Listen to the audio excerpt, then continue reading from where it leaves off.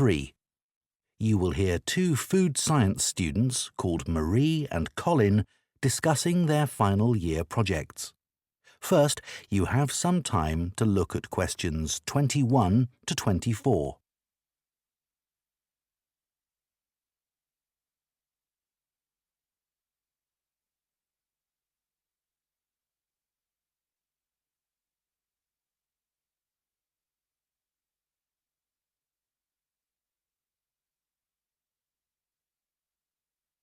Now listen carefully and answer questions 21 to 24.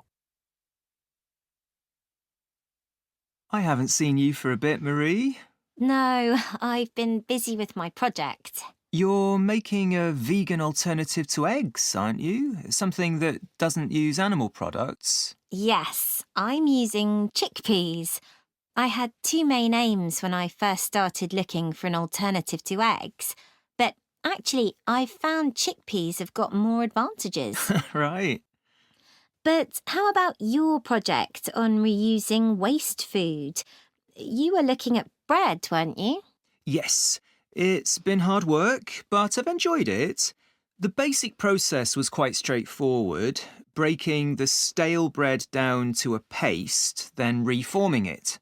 But you were using 3D printing, weren't you, to make the paste into biscuits? Yeah, I'd used that before, but in this project I had time to play around with different patterns for the biscuits and finding how I could add fruit and vegetables to make them a more appetizing colour, and I was really pleased with what I managed to produce. It must have been a great feeling to make something appetizing out of bits of old bread that would have been thrown away otherwise. It was. And I'm hoping that some of the restaurants in town will be interested in the biscuits. I'm going to send them some samples. I came across something on the internet yesterday that might interest you. It was a company that's developed touch-sensitive sensors for food labels.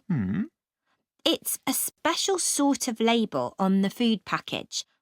When the label's smooth, the food is fresh. And then when you can feel bumps on the label, that means the food's gone bad. It started off as a project to help visually impaired people know whether food was fit to eat or not. Interesting. So, just solid food? No, things like milk and juice as well. But actually, I thought it might be really good for drug storage in hospitals and pharmacies. Right. And coming back to food, maybe it'd be possible to use it for other things besides freshness, like how many kilograms a joint of meat is, for example. Yes, there's all sorts of possibilities. Before you hear the rest of the discussion, you have some time to look at questions 25 to 30.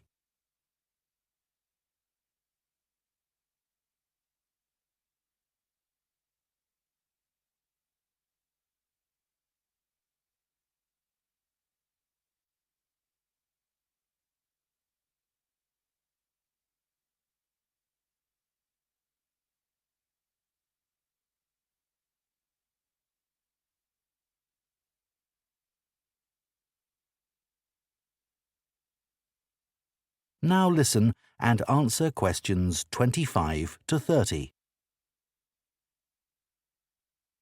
I was reading an article about food trends predicting how eating habits might change in the next few years. Oh, things like more focus on local products. That seems so obvious, but the shops are still full of imported foods. Yes, they need to be more proactive to address that. And somehow motivate consumers to change, yes. One thing everyone's aware of is the need for a reduction in unnecessary packaging. But just about everything you buy in supermarkets is still covered in plastic. The government needs to do something about it. Absolutely. It's got to change. Do you think there'll be more interest in gluten and lactose-free food? For people with allergies or food intolerances? I don't know. Lots of people I know have been buying that type of food for years now. Yes, even if they haven't been diagnosed with an allergy. That's right. One thing I've noticed is the number of branded products related to celebrity chefs. People watch them cooking on TV and then buy things like spice mixes or frozen foods with the chef's name on. I bought something like that once, but I won't again. Yeah, I bought a ready-made spice mix for chicken, which was supposed to be used by a chef I'd seen on television, and it didn't actually taste of anything. Did the article mention ghost kitchens used to produce takeaway food? No, what are they? Well, they might have the name of a restaurant, but actually they're a cooking facility just for delivery meals. The public don't ever go there. But people aren't aware of that. It's all kept very quiet. So people don't realise the food's not actually from the restaurant? Right.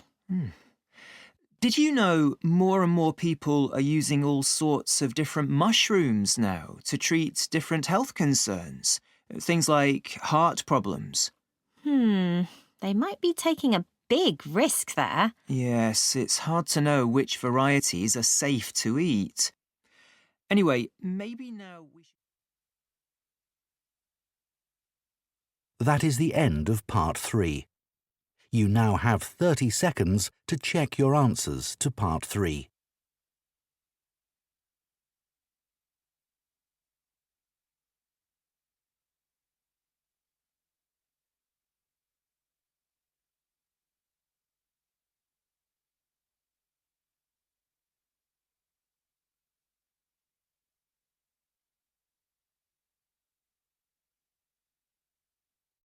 Part 4. You will hear an archaeology student giving a presentation on an important site in Ireland called the Cagey Fields. First, you have some time to look at questions 31 to 40.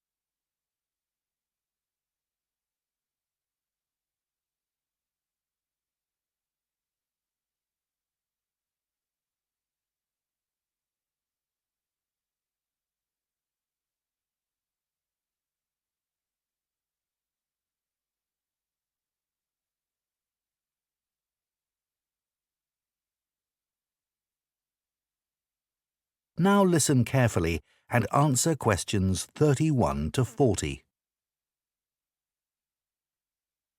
For my presentation today, I'm going to talk about the Cagey Fields in the northwest of Ireland, one of the largest Neolithic sites in the world. I recently visited this site and observed the work that is currently being done by a team of archaeologists there. The site was first discovered in the 1930s by a local teacher, Patrick Caulfield. He noticed that when local people were digging in the bog, they were constantly hitting against what seemed to be rows of stones. He realised that these must be walls, and that they must be thousands of years old for them to predate the bog which subsequently grew over them. He wrote to the National Museum in Dublin to ask them to investigate, but no one took him seriously. It wasn't until 40 years later, when Patrick Caulfield's son, Seamus, who had become an archaeologist by then, began to explore further.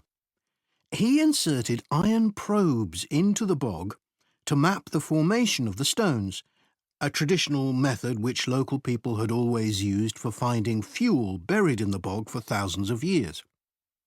Carbon dating later proved that the site was over 5,000 years old and was the largest Neolithic site in Ireland. Thanks to the bog which covers the area, the remains of the settlement at KG Fields, which is over 5,000 years old, are extremely well preserved. A bog is 90% water, its soil so saturated that when the grasses and heathers that grow on its surface die, they don't fully decay but accumulate in layers. Objects remain so well preserved in these conditions because of the acidity of the peat and the deficiency of oxygen. At least 175 days of rain a year are required for this to happen. This part of Ireland gets an average of 225 days.